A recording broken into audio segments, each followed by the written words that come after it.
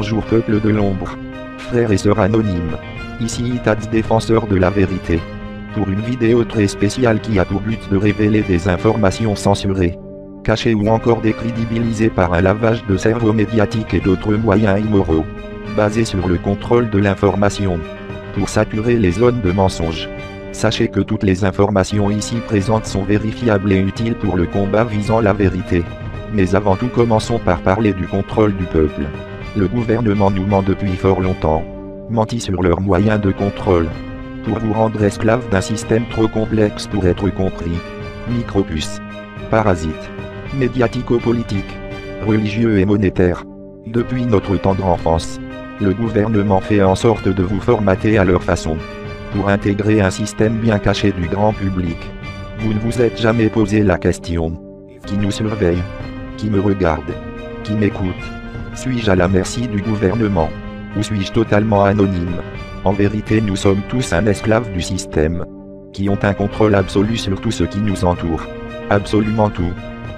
Votre PC est une source d'information. Votre portable est une source d'information. Votre GPS est une source d'information.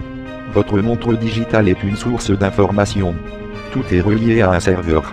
Et de ce fait vous rend vulnérable à l'espionnage gouvernemental. Je ne vous apprends rien. Mais j'ai des informations encore plus vicieuses qu'un simple espionnage informatique gouvernemental. Comme beaucoup le savent, le gouvernement nous traque jour et nuit. Un métaphysicien français du nom de Marc Cohen, spécialisé dans toute forme d'implant, a dévoilé au grand public ses recherches, en l'occurrence sur la carte nationale d'identité française. Marc Cohen dévoile ses recherches avec des preuves aujourd'hui censurées par le gouvernement, mais toujours accessibles sur Tor, le Darknet. En voici son contenu. La photo de notre carte d'identité est scanner. Ce n'est pas une photo en relief qui a été collée ou agrafée, comme ce fut sur les anciennes cartes d'identité. Donc de ce fait, la photo de notre carte actuelle n'est qu'illusion. La vraie est gardée par les services gouvernementaux. Il se trouve qu'une micropuce s'y cache à l'intérieur, composée d'un solénoïde, que l'on retrouve aussi sur les enregistrements de bandes magnétiques. Les mêmes composants sont incrustés partout. Carte magnétique bancaire, dans votre passeport, carte médicale, dont la carte vitale, carte professionnelle gendarmerie, militaire et police, mais aussi dans le nouveau permis de conduire. Après plusieurs mois de recherche, nous avons enfin trouvé l'information cachée par le gouvernement. Nous savons que cette micropuce est l'un de leurs nombreux leurres pour nous traquer, pour être informés de nos faits et gestes. Selon une source proche de l'élite gouvernementale, pour pouvoir lire ces informations, le gouvernement utilise un lecteur de puces nanotechnologiques. Sceptique. Prenez votre carte d'identité.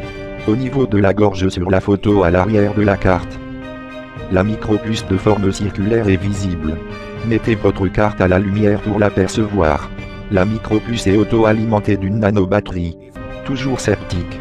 Demandez-vous pourquoi il faut changer notre carte d'identité tous les 15 ans. Ce qui engendre une question qui porte à confusion. Pourquoi l'ancien permis de conduire n'avait pas besoin d'être changé? Simplement car il n'était pas pucé, contrairement aux nouveaux qui ont une date limite. Mais vous allez me dire, une batterie à l'intérieur de la carte d'identité? C'est impossible. Je vous invite à ouvrir votre carte d'identité en deux. Récupérez le liquide qui se trouve à la base de la puce hermétique, et de l'analyser au microscope. Les étudiants en biologie peuvent le faire directement dans leur établissement scolaire. Certains étudiants ont même posté leurs travaux, comme notre célèbre métaphysicien Jacques Cohen.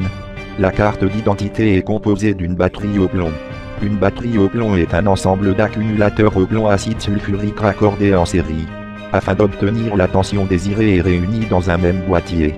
Ce système de stockage d'électricité est largement utilisé dans l'industrie, dans l'équipement des véhicules ferroviaires et automobiles, mais aussi à chaque fois que l'on a besoin d'une énergie électrique immédiate.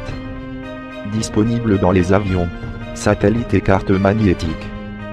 Vous croyez que c'est la pire chose que le gouvernement a fait au peuple? Détrompez-vous, il y a bien pire que ça, notamment le bug 940. Le bug 940 est l'information la plus confinée du gouvernement mondial. Pour ne pas chambouler nos connaissances scientifiques actuelles, il n'est pas dangereux mais n'en demeure pas moins impressionnant. L'ampleur du bug 940 est telle qu'il a fallu mener une politique de désinformation à l'échelle mondiale. sur le fonctionnement et la structure du cerveau humain.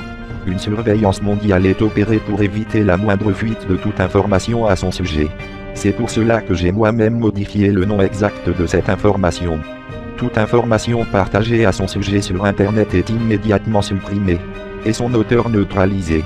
Et tout le corps médical est infiltré par le gouvernement pour la découverte de ce qu'il nomme bug 940. Le bug 940 est situé dans l'hypothalamus, facilement détectable avec les bons appareils. Du fait de sa forme circulaire, l'existence de ces 3 hormones issues de bug 940 sont également tenues secrètes. Ce bug est en fait un parasite. Il est présent dans le cerveau de toute la population mondiale. D'une apparence filamenteuse et circulaire. Son diamètre est de 2 micromètres et d'une longueur de 20 micromètres. Le bug 940 est un symbiote. Il vit en même temps que son hôte et meurt en même temps que ce dernier. Il intervient dans certaines fonctions qui sont vitales pour le corps humain. Le parasite a été retiré de certains sujets humains, ce qui produit une perte de l'usage de la parole, mais aussi la plupart de leurs capacités motrices, et leur niveau d'intelligence a régressé jusqu'à celui d'un jeune primate. Autrement dit, nous ne pouvons pas vivre sans ce parasite. Je n'ai malheureusement pas d'autres informations à son sujet. Du fait, comme expliqué juste avant, que c'est une information ultra sensible, qui touche le gouvernement mondial, un implant extraterrestre, ou mutation due à l'évolution humaine. Je vous laisse en juger par vous-même. Sceptique sur la véracité de ma parole, je vous invite à lire la déclaration d'Isaac Asimov, ou encore la révélation faite par Gary McKinnon à son sujet. Toujours sceptique. Avez-vous déjà entendu parler du projet HARP? Le projet HARP a été utilisé pour la désinformation du bug 940, comme expliqué par Gary McKinnon en personne, avant que ce dernier soit réduit au silence. Sommes-nous des moutons? Ou sommes-nous légions? Sommes-nous des esclaves voués à vivre pour survivre? Ou sommes-nous libres de vivre pour vivre? Nous sommes le peuple. Nous sommes la vérité. Nous sommes l'avenir. Nous sommes Anonymous. Il est temps d'agir pour notre avenir. L'opération démocratie a débuté le 7 mai. Je vous invite à rejoindre le projet. Vous êtes énormément à avoir rejoint la résistance. Merci à vous tous. C'était Titans défenseur de la vérité. Merci de partager la vidéo. Abonne-toi. Si toi aussi tu fais partie de la résistance.